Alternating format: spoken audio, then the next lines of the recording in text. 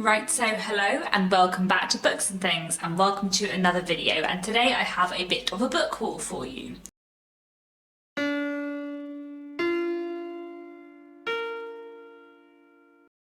So I have 17 books I want to tell you about today that I have acquired recently. Some of these were things that I bought myself and some of them were birthday presents. But I'm very excited about all of these books, so I'm looking forward to telling you about them today. So let's start off with the classics. I have quite a few classics in this book haul.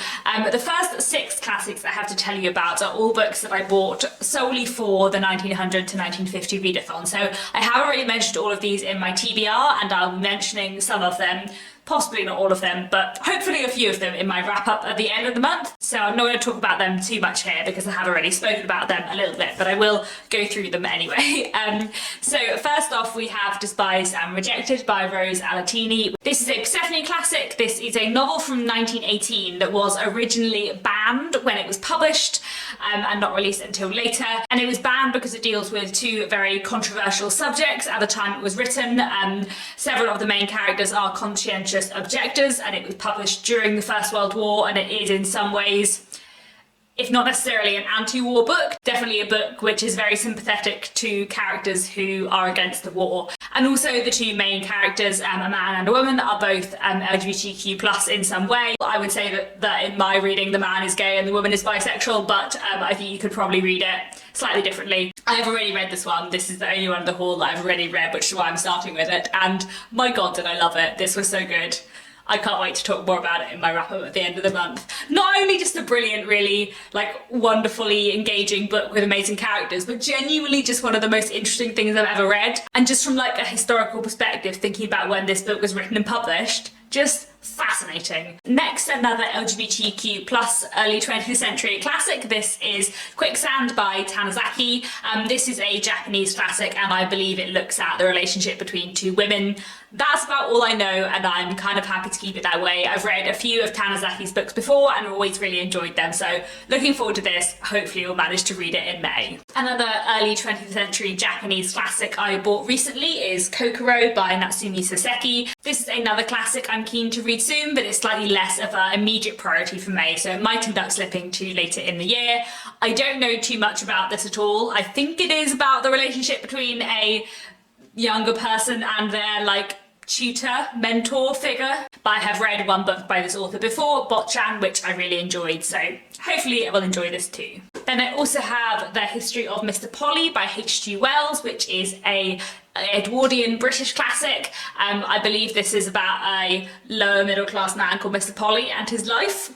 That's about all I know. Again, happy to keep it that way. I really like H.G. Wells and especially his realist fiction, so I'm sure that I will really enjoy this one. And I also have Company in the Evening by Ursula Orange. This is a British classic about the Second World War, and I think specifically about the Blitz. I'm guessing from the cover, and I've heard very good things about this from Lil from Lil's Vintage World, so I'm really hoping to pick this up later in May. Hopefully I get to it and I'll tell you more about it at the end of the month. We will see. And then finally, for the set for the 1900 to 1950 readathon, I have Chaka. This is another one that I'm hoping to read in May, and it's very short, so I'm hoping I'll be able to fit it in. Thomas Mafolo is an author from Lesotho in Africa, and this is a novel from the 1920s, so it's very short, hoping to get to it by the end of the month, but we will see. Now, moving on to books that I haven't already spoken about many times. I'm very excited about this one. This is Women Who Did, Stories by Men and Women, 1890 to 1914. So this is an anthology of stories all about the new woman movement. I think from around the world. Well, there's definitely some British and some American and some New Zealand writers on the back listed who I'm familiar with, so I'm guessing all around the world, or maybe all around the Western world. Who knows? We'll see. I'm really excited about this book. I heard about this on Lucy the Reader's channel and it just sounded fascinating. An anthology of short stories all about the new woman movement in the late 19th and early 20th century, which is something I'm fascinated by. So I think this is going to be a really, really wonderful read. It is longer than it looks. I think it's 500 pages and the writing is very small, so I think this may take me a while, but I'm very excited for this one. Then I also have this. This is Captain of the Sands by Jorge Amado. This is a Brazilian classic from 1937. I've mentioned on this channel before that I'm trying to read some Brazilian classics this year, although I won't lie, I haven't been doing very well on that so far this year, but that's my intention. And so this is one that I've had recommended to me several times and which sounded very interesting. I believe it's about a gang of young boys who call themselves the Captains of the Sand, and that's about all I know. And I'm happy to keep it that way. It sounds very interesting. I'm looking forward to reading it later this year. I've actually just realised that this could also count for a 1900 to 1950 book. This was a birthday present, so I hadn't thought about it, but if I run out of things to read this month, which I won't, then I could pick this one up as well. Then moving on to some more modern classics, here I have Snow Country by Nasuyari Kawabata. This is a Japanese classic from the 1950s, and no surprise here, I don't know very much about this at all, but it's another one that I have had recommended to me a lot. I'm very excited to read this. It's very short as well, so I'm sure I'll read this at some point this year, and I'm looking forward to getting to it. And I'm quite happy to keep the fact that I don't know very much about it. That's fine. Then I also have The Lonely Londoners by Sam Selvden. This is another novel from the 1950s, and this is, as the title would suggest, set in 1950s London. And I believe it's about a group of people who've moved from the West Indies to London and their experiences in London.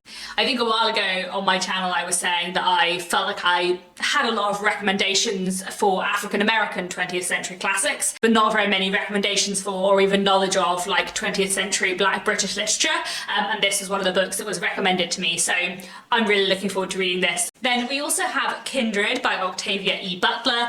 This is a novel from the 1970s that I have been meaning to read for such a long time, like probably it's been like on my TBR in my head for about 6 years, so I'm very glad to have got this as a birthday present because I'm very, very excited to read it. So this novel is about a woman called Dana who is living in the 1970s when she is mysteriously transported back to 1815, and because she is African American she is assumed to be a slave, and we follow her life in that world. I have heard such amazing things about Kindred and about Octavia E. Butler's writing in general, and I'm just very excited to read this. I think this is going to be very much up my street and just really my kind of thing. Okay, we're getting into some more modern literature now. Here I have The Pull of the Stars by Emma Donoghue. This is a historical fiction novel that I'm very excited to read. I love Emma Donoghue a lot. I have read 3 of her books so far, Frog Music, The Wonder and Room, all of which I love, but especially The Wonder is just one of my favourite books of all time and one of my favourite historical fictions of all time.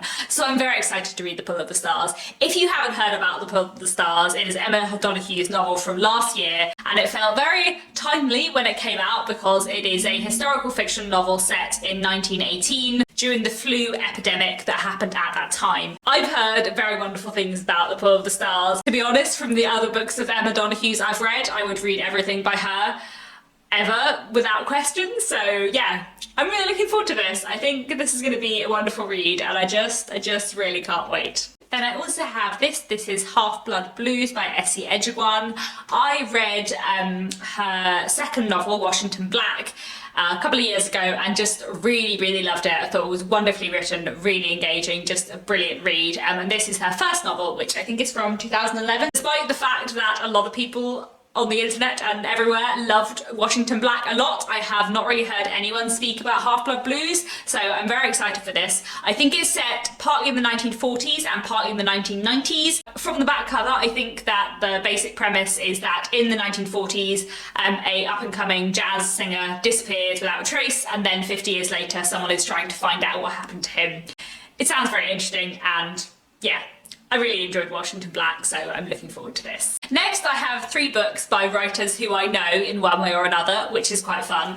So first we have Our Doris by Charles Heathcote. If you don't know, Charles Heathcote is a booktuber. I'll link his channel down below. And I've been watching his videos for years, like probably 3 or 4 years. It's been a long time. And I've been listening to him talk about his writing for a very long time, thinking for so many years, I really must one day read one of Charlie's books, and then I just haven't.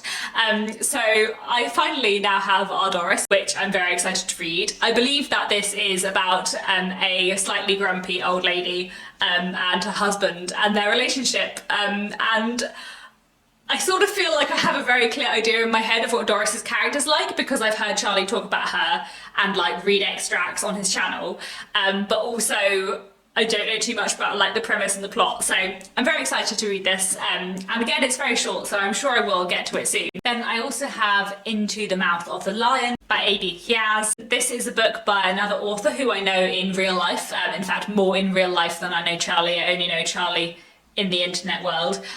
So an author who I know in real life, and I'm very, very excited to read this book. I haven't read any of this book, but I have read some of her other writing, so I'm very excited to read this. This is a novel which is set in 2002 in Angola, and it's about a young photographer who travels there in the midst of a civil war and everything that happens to her. It sounds fascinating, and I know that her writing is just amazing, so I'm really looking forward to this one. And then I also have The Psychopath Club by Sandra Bond. Sandra is another novelist who I know in real life and whose writing I've read quite a lot of. In fact, I probably have read about a third of this book in an earlier form, which means I'm just even more excited to read it because I can't wait to see like what happens in the end and what happens to all the characters. So The Psychopath Club is set in the US in the 2000s, and it is about a boy called Daryl who is a teenager and a misfit and slightly dangerous potentially. He is obsessed with serial killers. He's decided that he is a psychopath, and so he forms this club at his school with other people who are interested in serial killers, and they call themselves a Psychopath Club.